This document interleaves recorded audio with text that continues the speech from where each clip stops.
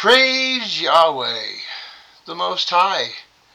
Praise Yahweh for bringing us all together again tonight to study together. Shalom. Welcome, my brothers and sisters. And tonight we are studying Jasher, the Book of Jasher, and we'll be doing chapters 13, 14, and 15. So if you've got a Dead Sea Scrolls book, go ahead and grab it, and we'll get going here tonight. I hope everybody's having a great week, and welcome.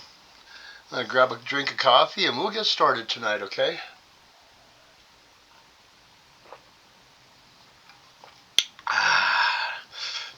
Nothing like a nighttime cup of coffee, is there? Alright, gang. Let's get started this evening. Continue with our saga. Alright, got your crayons ready? Chapter 13, the Book of Jasher. Terah took his son Abram and his grandson Lot, the son of Haran, and Sarai, his daughter-in-law, the wife of his son Abram, and all the souls of his household, and went with them from Ur-Kasdim to go to the land of Canaan. And when they came as far as the land of Haran, they remained there, for it was very good land for pasture, and of sufficient territory for those who accompanied them. And the people of the land of Haran saw that Abram was good and upright with Yahweh and men, and that the Elohim, Yahweh, was with him. Some of the people of the land of Haran came and joined Abram, and he taught them the instruction of the Elohim and his ways. These men remained with Abram in his house, and they adhered to him. Abram remained in the land 3 years, and at the expiration of 3 years the Elohim appeared to Abram, and said to him, I am the Elohim who brought you forth from Ur-Kasdim, and delivered you from the hands of all your enemies. Now therefore, if you will listen to my voice and keep my commandments, my statutes, and my laws, I will cause your enemies to fall before you. I will reproduce your descendants like the stars of heaven, and I will send my blessing on all the works of your hands, and you shall lack nothing. Arise now, take your wife and all belonging to you, and go to the land of Canaan, and remain there. And I, Elohim, will be there for you, and I will bless you. And Abram rose and took his wife and all belonging to him, and he went to the land of Canaan, as the Elohim had told him. And Abram was 50 years old when he went from Haran. Abram came to the land of Canaan, and lived in the midst of the city, and there he pitched his tent among the children of Canaan, inhabitants of the land. The Elohim appeared to Abram when he came to the land of Canaan, and said to him, This is the land which I gave to you, and to your descendants after you forever.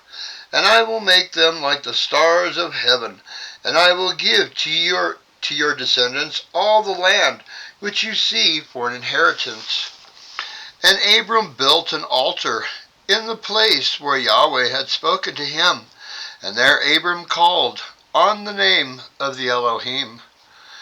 At that time, at the end of 3 years of Abram's dwelling in the land of Canaan, in that year Noah died, which was the 58th year of the life of Abram.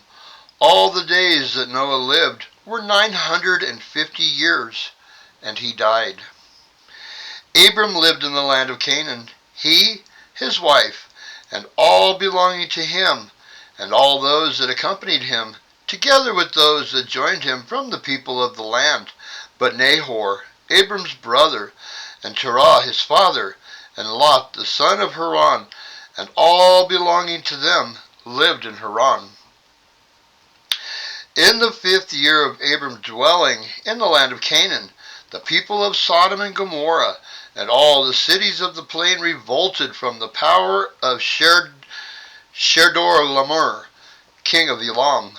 For all the kings of the cities of the plain had served Shedor-laomer for 12 years, and given him a yearly tax.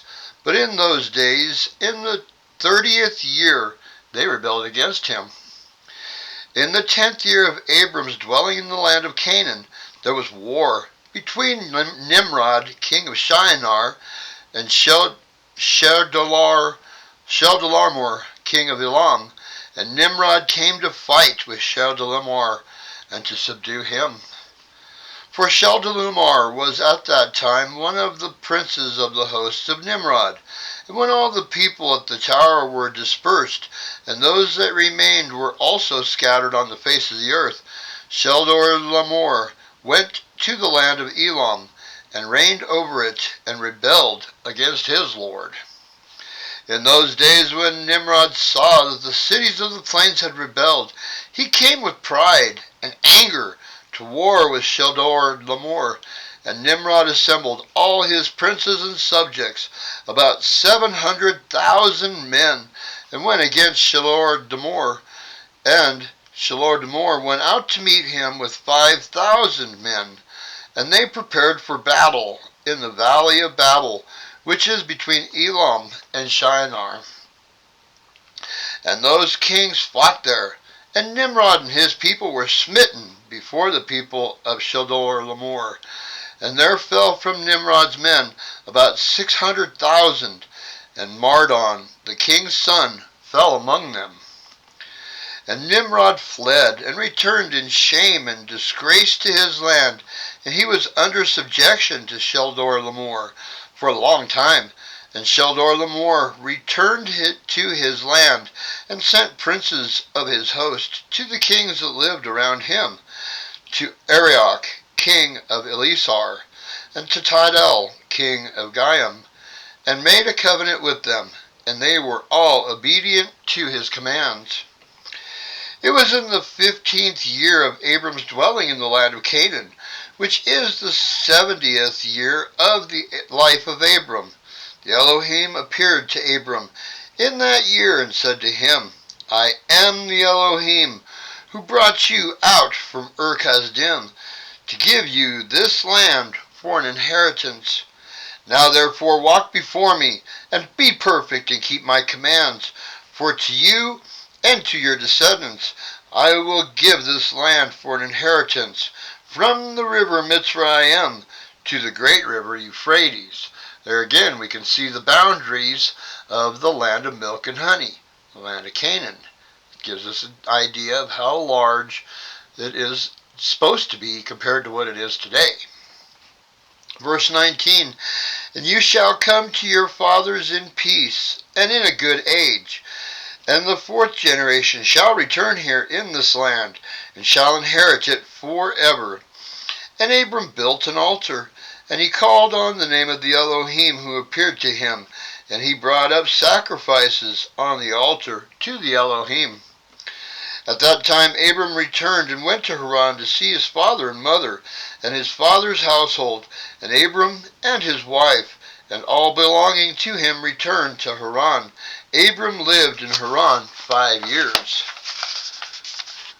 And many of the people of Haran, about 72 men, followed Abram, and Abram taught them the instructions of the Elohim and his ways, and he taught them to know the Elohim. In those days the Elohim appeared to Abram in Haran, and he listened to him. Behold, I spoke to you 20 years ago, saying, Go forth from your land, from your birthplace, and from your father's house, to the land which I have shown you, to give it to you and to your children.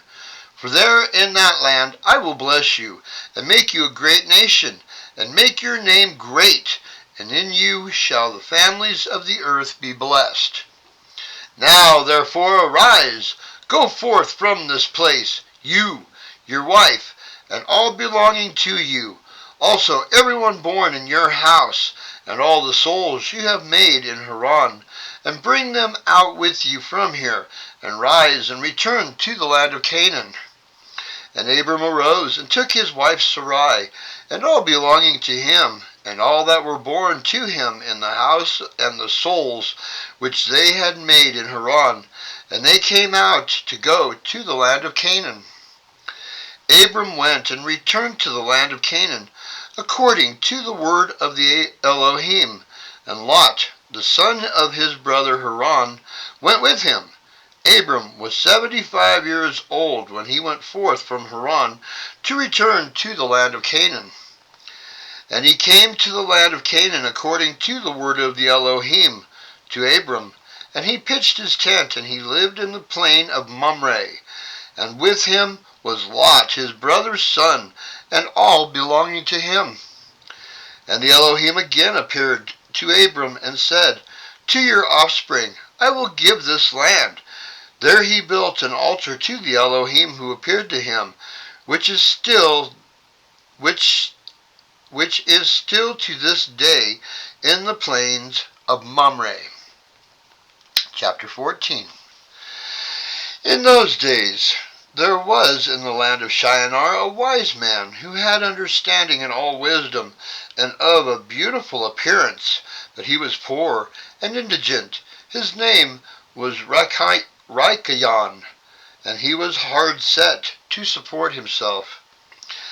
And he resolved to go to Egypt, to Mitzrayim, to Oswis, the son of Anam, king of Egypt, to show the king his wisdom, for perhaps he might find grace in his sight to raise him up and give him maintenance. And Rikayon did so. When Rikayon came to Egypt, he asked the inhabitants of Egypt concerning the king, and the inhabitants of Egypt told him the custom of the king of Egypt. For it was then the custom of the king of Egypt that he went from his royal palace and was seen abroad only one day in a year, and after that the king would return to his palace and remain there. On the day when the king went forth, he passed judgment in the land, and everyone having a suit came before the king that day to obtain his request. When Rikayon heard of the custom in Egypt, and that he could not come into the presence of the king, he grieved greatly, and was very sorrowful.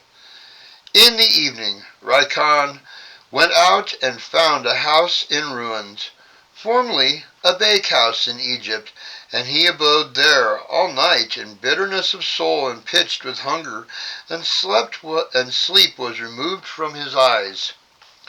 And Rikayon considered within himself what he should do in the town until the king made his appearance, and how he might maintain himself there. And he rose in the morning and walked about, and met in his way those who sold vegetables and various sorts of offspring, which they supplied the inhabitants. Whew. Having troubles tonight. Rikayon wished to do the same in order to get a maintenance in the city, but he was unacquainted with the custom of the people, and he was like a blind man among them. And he went and obtained vegetables to sell for his support, and the crowd assembled about him, and ridiculed him, and took his vegetables from him, and left him nothing. He rose up from there in bitterness of soul, and went sighing to the bakehouse, in which he had remained all the night before, and he slept there the second night. On that night again he reasoned within himself how he could save himself from starvation, and he devised a scheme how to act. And he rose up in the morning and acted ingenuously, and went and hired 30 strong men of the crowd, carrying their war instruments in their hands, and he led them to the top of the Egyptian sepulchre, and he placed them there. He commanded them, saying, Thus says the king, strengthen yourselves, and be valiant men, and let no man be buried here until 200 pieces of silver be given, and then he may be buried. And those men did according to the order of Rikayon to the people of Egypt the whole of that year. In 8 months' time Raikon and his men gathered great riches of silver and gold, and Raikon took a great quantity of horses and other animals, and he hired more men, and he gave them horses, and they remained with him. When the year came round, at the time the king went forth into the town, all the inhabitants of Egypt assembled together to speak to him concerning the work of Raikon and his men. The king went forth on the appointed day, and all the Egyptians came before him, and cried to him, saying, May the king live forever. What is this thing you do in the town to your servants, not to allow a dead body buried until so much silver and gold be given? Was there ever the like to do this? Was there ever the like to do this done in the whole earth? From the day of former kings, yes, even from the day of Adam to this day, that the dead should be buried only for a set price? We know it to be a custom of kings to take a yearly tax from the living, but you do not only do this, but from the dead also you extract a tax day by day. Now, O king, we can no more bear this, for the whole city is ruined on this account, and do you not know it? When the king heard all that they had spoken, he was very angry, and his anger burned within him at this affair, for he had known nothing of it. And the king said, Who and where is he that dares to do this wicked thing in my land without my command? Certainly you will tell me. They told him all the works of Raikon and his men, and the king's anger was aroused, and he ordered Raikon and his men to be brought before him. And Raikon took about 1,000 children, sons and daughters, and clothed them in silk and embroidery, and he set them on horses, and sent them to the king by means of his men. And he also took a great quantity of silver and gold and precious stones, and a strong and beautiful horse, as a present for the king, with which he came before the king, and bowed down to the earth before him. The king, his servants, and all the inhabitants of Egypt wondered at the work of Raikon. They saw his riches, and the presents that he had brought to the king. It greatly pleased the king, and he wondered at it. And when Raikon sat before him, the king asked him concerning all his works. And Raikon spoke all his words wisely before the king, his servants, and all the inhabitants of Egypt. When the king heard the words of Raikon and his wisdom, Raikon found grace in his sight, and he met with grace and kindness from all the servants of the king, and from all the inhabitants of Egypt, on account of his wisdom and excellent speeches. And from that time they loved him greatly. And the king answered and said to Raikon, Thy name shall no more be called Raikon, but Pharaoh shall be your name, since you did exact a tax from the dead. And he called his name Pharaoh. That's interesting. Verse 28, the king and his subjects loved Raikon for his wisdom, and they consulted with all the inhabitants of Egypt to make him perfect under the king. All the inhabitants of Egypt and its wise men did so, and it was made a law in Egypt. They made Raikon Pharaoh perfect under Ahasuerus, king of Egypt, and Raikon Pharaoh governed over Egypt, daily administering justice in the whole city. But Ahasuerus, the king, would judge the people of the land one day in the year, when he went out to make his appearance. And Raikon Pharaoh cunningly usurped the government of Egypt, and he exacted a tax from all the inhabitants of Egypt. And all the inhabitants of Egypt greatly loved Raikon Pharaoh, and they made a decree to call every king that should reign over them and their descendants in Egypt Pharaoh. Therefore all the kings that reigned in Egypt from that time forward were called Pharaoh to this day. Chapter 15. In that year there was a heavy famine throughout the land of Canaan, and the inhabitants of the land could not remain on account of the famine, for it was very severe. Abram and all belonging to him rose and went down to Egypt on account of the famine, and when they were at the brook Mizraim, they remained there some time to rest from the fatigue of the road. Abram and Sarai were walking at the border of the brook Mizraim, and Abram beheld his wife Sarai, that she was very beautiful. And Abram said to his wife Sarai, "Since Yahweh has created you with such beautiful countenance, I am afraid the Egyptians that they will kill me and take you away, for the fear of Yahweh is not in these places." "Certainly then you shall do this. Say you are my sister to all that may ask you, in order that it may be well with me, and that we may live, and not be put to death." And Abram commanded the same to all those that came with him to Egypt, on account of the famine. Also his nephew Lot he commanded, saying, "If the Egyptians ask you concerning Sarai, say she is the sister of Abram." And yet, with all these orders, Abram did not put confidence in them, but he took Sarai and placed her in a chest and concealed it among their vessels. For Abram was greatly concerned about Sarai on account of the wickedness of the Egyptians. Abram and all belonging to him rose up from the brook Mizraim and came to Egypt, and they had scarcely entered the gates of the city when the guards stood up to say to them, saying, "Give tithes to the king from what you have, and then you may come into the town." Abram and those that were with him did so.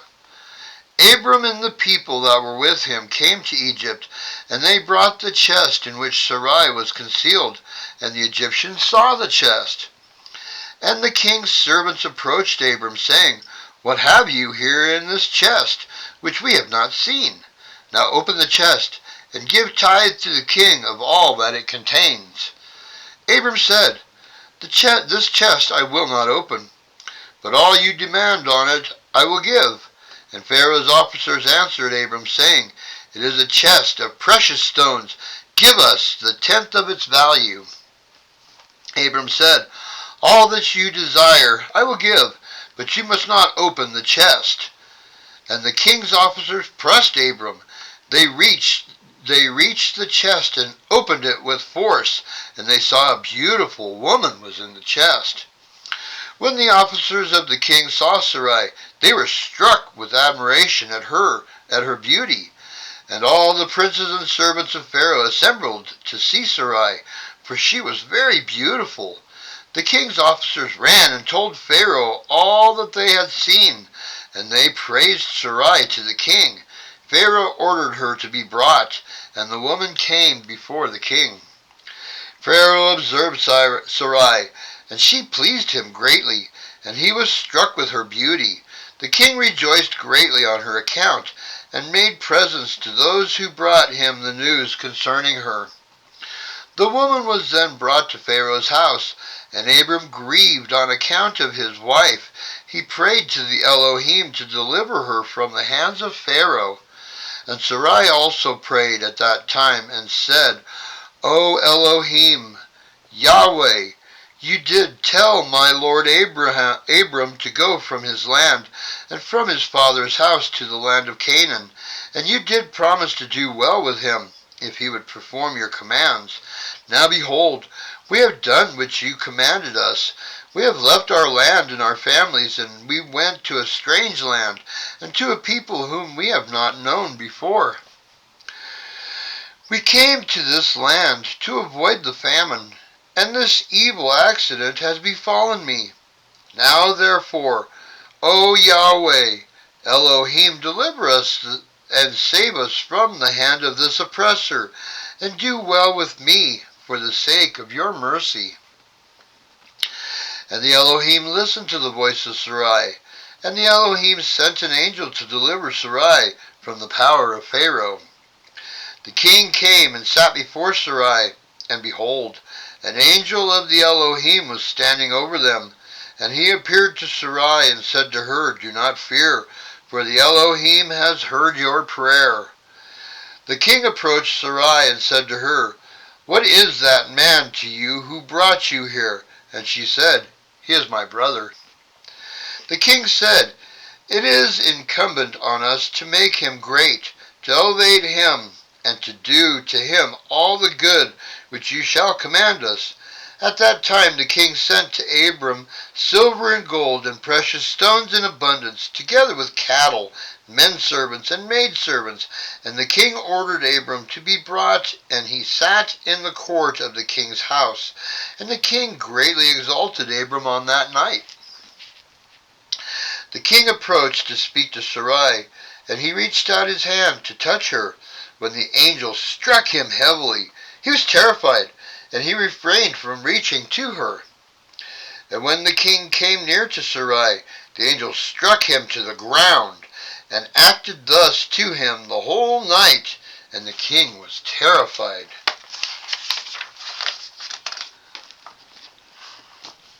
The angel on that night struck heavily all the servants of the king, and his whole household, on account of Sarai.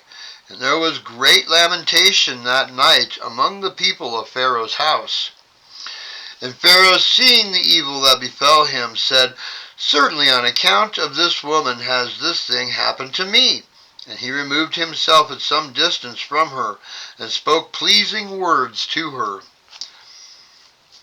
The king said to Sarai, "Tell me, I pray you, concerning the man with whom you came here." And Sarai said, "This man is my husband, and I said to you that he was my brother, for I was afraid that you would put him to death through wickedness."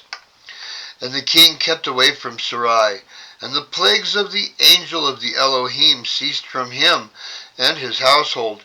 Pharaoh knew that he was smitten on account of Sarai, and the king was greatly astonished at this. In the morning the king called for Abram, and said to him, "What is this you have done to me? Why did you say, 'She is my sister,' since I wanted to take her as a wife? And this heavy plague has therefore come on me and my household. Now therefore, here is your wife.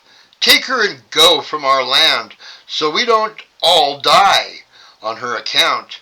And Pharaoh took more cattle, men servants, and maid servants, and silver and gold to give to Abram, and he returned to him Sarai his wife. And the king took a maiden whom he had by his concubines, and he gave her to Sarai for a handmaid. The king said to his daughter, "It is better for you, my daughter, to be a handmaid in this man's house than to be a mistress in my house, after we have seen the evil that came upon us on account of this woman."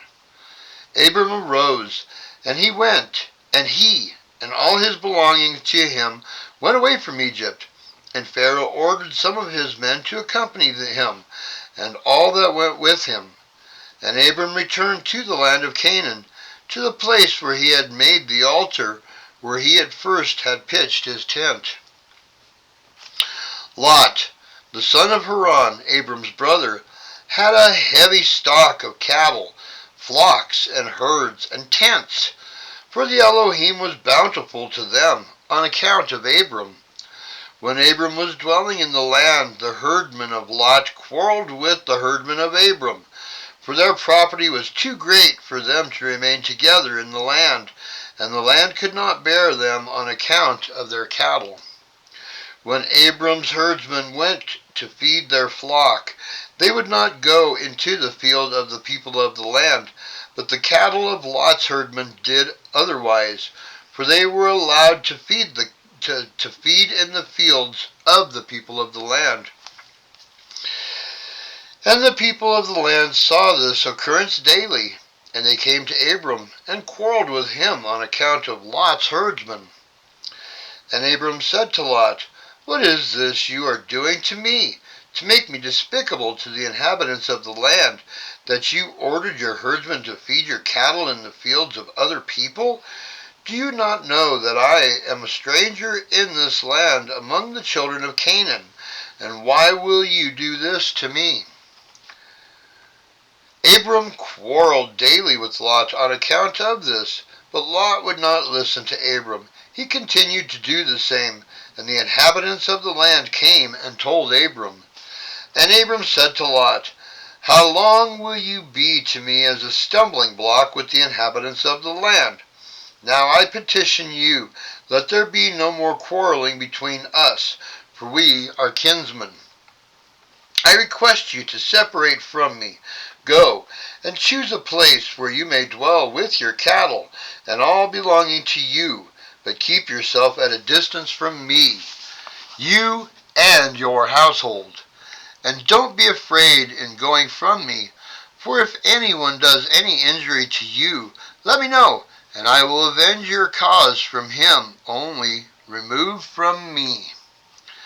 When Abram had spoken all these words to Lot, then Lot arose and lifted up his eyes toward the plain of Jordan. And he saw that all of this place was well watered, and good for man, as well as affording pasture for the cattle. Lot went from Abram to that place, and he there pitched his tent, and he lived in Sodom, and they were separated from each other. And Abram lived in the plain of Mamre, which is in Hebron, and he pitched his tent there, and Abram remained in that place many years. And that's the end of chapter 15. All right, gang. That follows right along with what the Bible pretty much tells us, but it sure does color in a lot of the picture for us as far as Sarai and Pharaoh and what went on there, and between Lot and Abram and what went on there, and it just gives us a wider view of what happened all there. As we know in the Bible, those things did happen, but this just gives us a little bit of coloring space, you know. Well, gang, I hope you enjoyed tonight's study. And I appreciate you coming in and saying hi and, sticking with me with the studies. I appreciate that. And I hope that y'all have a great rest of your week. Don't forget, praise Yah every chance you get. Thank Him for everything in your life. Thank Him for your life. Help your children to understand. It's them that are going to be taken over when we're all gone. They need to know these things. They need to be educated in our Elohim. All right, gang, that's all I've got. Y'all have a great night. Yah bless each and every one of you. And we will see you on Shabbat. Shalom.